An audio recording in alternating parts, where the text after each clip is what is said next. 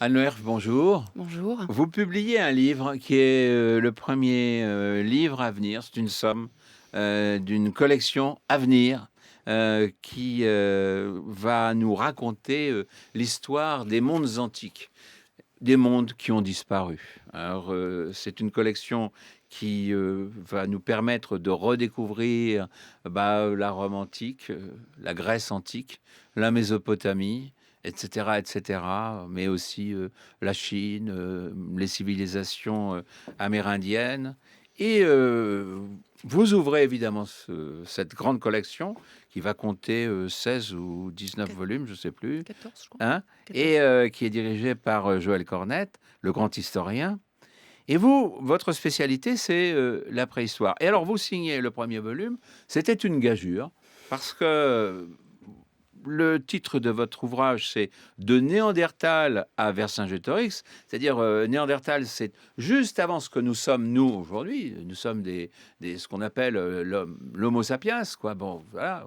Et le Néandertal, il a vécu en même temps que Sapiens, il s'est mélangé probablement à Sapiens, mais il a disparu totalement de la circulation. Alors ça nous remonte à 40 000 ans, jusqu'à 52, c'est-à-dire moins 52 avant Jésus-Christ, et là c'est Vercingétorix. Donc 40 000 ans d'un seul coup, racontés dans un seul volume. Comment avez-vous fait? J'ai relevé ce défi, sans doute, pas très raisonnable, mais qui valait la peine parce que justement, ça permettait d'inscrire notre histoire sur la très longue durée, d'essayer de sortir également d'une idée, reçue sans doute, d'une préhistoire comme un tout homogène, hein, et sans doute un peu flou. Ça veut dire que c'est pas le cas? Ça veut dire que c'est pas le cas. Ça veut dire que Alors je on n'a comprends bien pas les une différences entre préhistoire. Néandertal, l'homme de Néandertal, et l'arrivée de l'Homo sapiens qui va grignoter petit à petit, qui va petit à petit le grignoter, et puis bon, qui fera que l'autre, le pauvre Néandertal va disparaître. Je comprends bien aussi la civilisation gauloise, mais là, ça fait trois blocs. C'est plus compliqué que ça? C'est beaucoup plus compliqué que ça et du coup aussi beaucoup plus intéressant si j'ose dire, parce qu'effectivement c'est scandé par, des moments et des temps forts, dans cette histoire.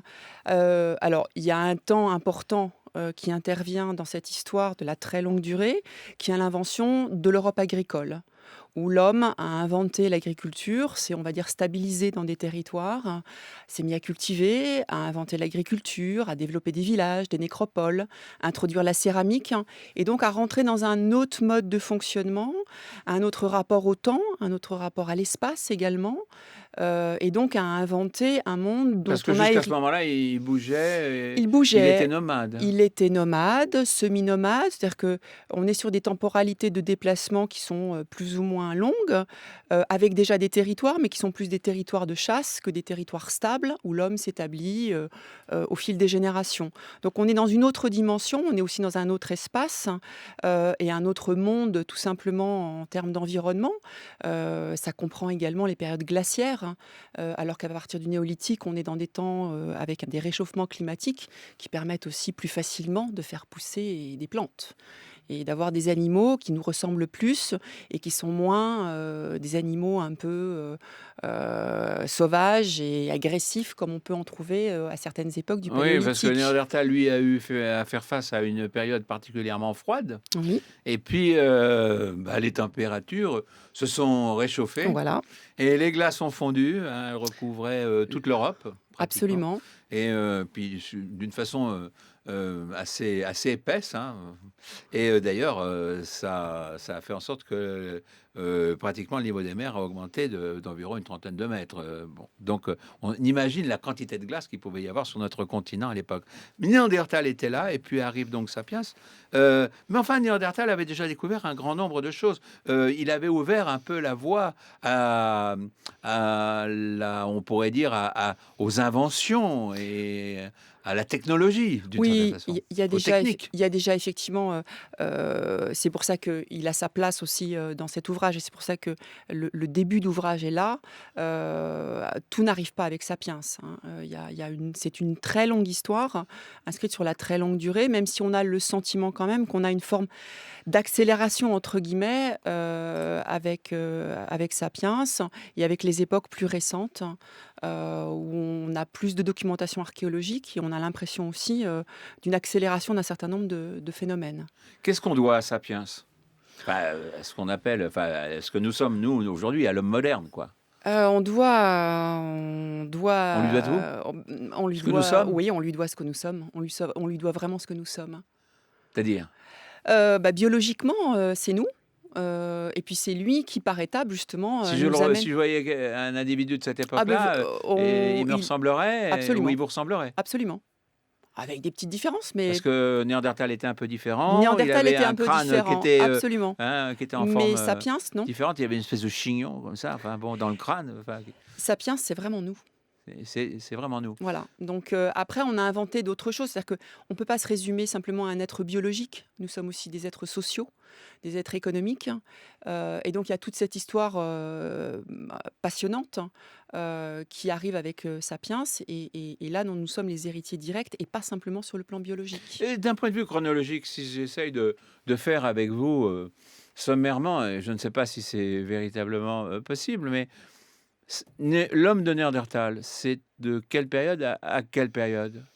Alors, moins 40 000? Oui, alors c'est moins 40 000, entre moins 40 000 et moins 30 000, on est plutôt sur la fin de la période. Donc D'accord. là, ouais, j'ai vraiment voulu commencer l'ouvrage plus sur nous en tant que... et moins nous mettre dans l'histoire avant. Néandertal est une histoire complexe de croisement entre les différents hominidés, les différents hommes, qui est une histoire complexe qui fait encore beaucoup de débats. J'allais dire, d'une certaine manière, pour notre héritage direct sur le plan biologique, c'est plus facile après, une fois Alors que donc, nous sommes... Sapiens arrive, il se met en place. Donc là, on est à environ à 10 000 ans plus tard, voilà. donc moins 30, Un peu avant. un C'est peu vraiment, avant, moins ouais, 20. il y a vraiment, on est vraiment sur le croisement, c'est-à-dire à moins Alors cette 35, période va durer combien de temps et qu'est-ce qui va se passer jusqu'à l'avènement des civilisations qui nous sont quand même mieux connues, comme par exemple la civilisation gauloise? Alors, je pense que il y a un moment très important que je mentionnais tout à l'heure, qui est effectivement l'invention du monde agricole, qui est vraiment plus encore que Sapiens, nous, c'est-à-dire que on pourrait presque l'inscrire dans un long Moyen Âge remonté dans le temps tel que Le Goff le voyait. C'est-à-dire que voilà, Vous parlez d'historien, Le Goff. je parle de l'historien Le Goff, hein, où effectivement, on introduit des espèces, on les contrôle, on va manger des espèces qui sont très proches de nous, que ce soit des bovins, des porcs, voilà, il y a une agriculture, le blé, l'orge, donc on a des champs, on a des animaux d'élevage, on a un monde qui est un monde paysan qui ressemble vraiment à un monde beaucoup plus récent. Et puis on a un autre monde à côté. C'est pas simplement un monde fermé, parce que le monde paysan apparaît parfois comme un monde fermé. C'est un monde d'hommes sédentaires, mais qui continuent à voyager. C'est un monde où il y a des bateaux, où il y a des chariots, où les hommes Il y a la s'expriment. roue. Il y a la roue. Le néolithique est une époque où on invente la roue. Durant laquelle on invente la roue. Donc tout ça existe, hein.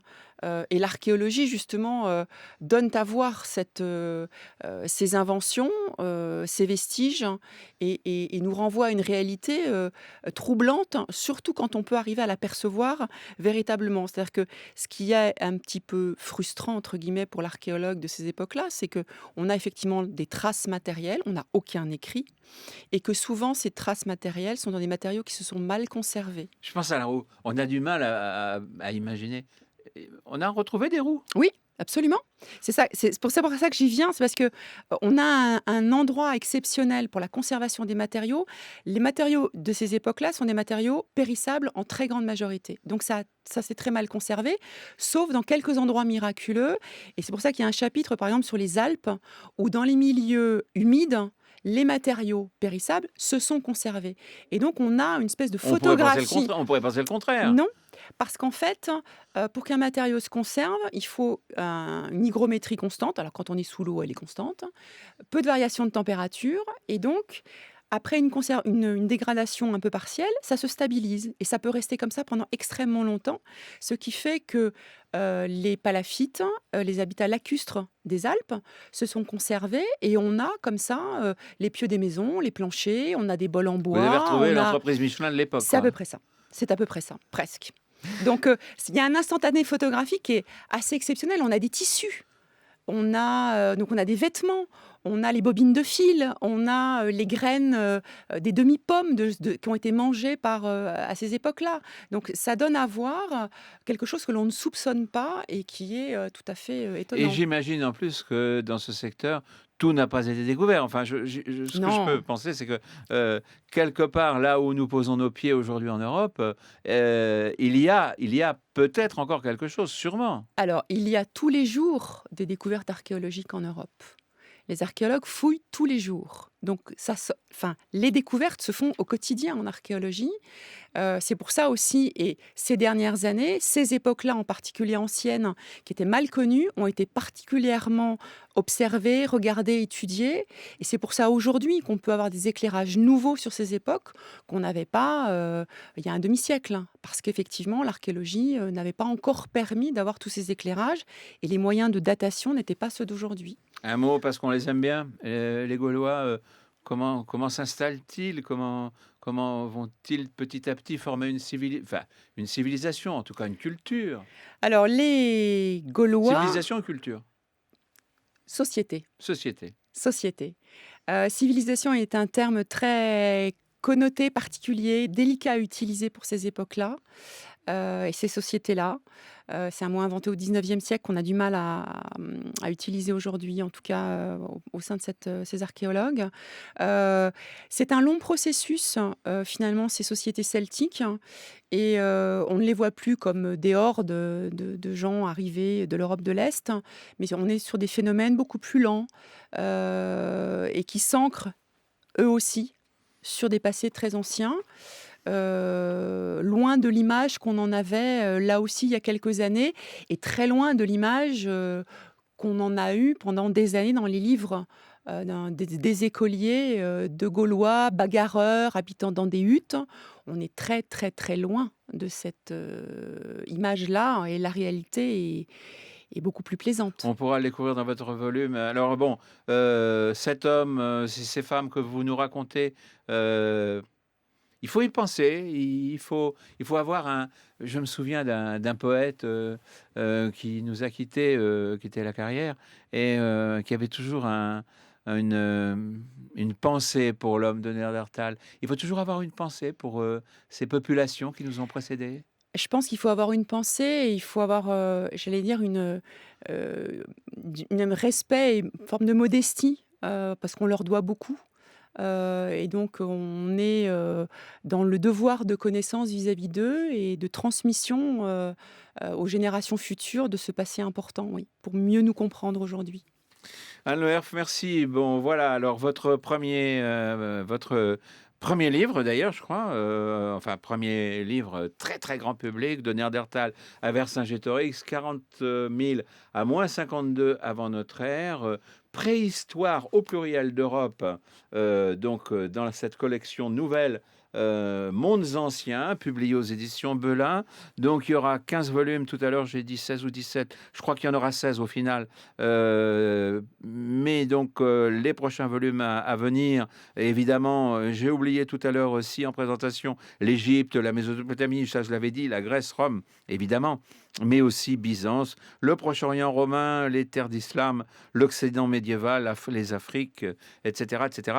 Enfin bref, v- cette collection a pour ambition de couvrir, de raconter ces mondes Mmh. d'avant qui sont souvent méconnus. Mmh. Et je vous remercie de nous donner, avec ce premier volume, un aperçu parce qu'il y aurait encore beaucoup plus de choses à dire, comme vous le disiez, il faudrait des tas de volumes, qui alors, en plus, est magnifiquement illustré et qui est très, très bien mis en page et qui nous permet de bien comprendre, très, très lisible, très clair. C'est vraiment formidable. Et ça permet de véritablement mieux comprendre ce que pouvaient être ceux qui nous ont précédés, ici, même en Europe. Merci beaucoup, Anne Lerf. Merci à vous.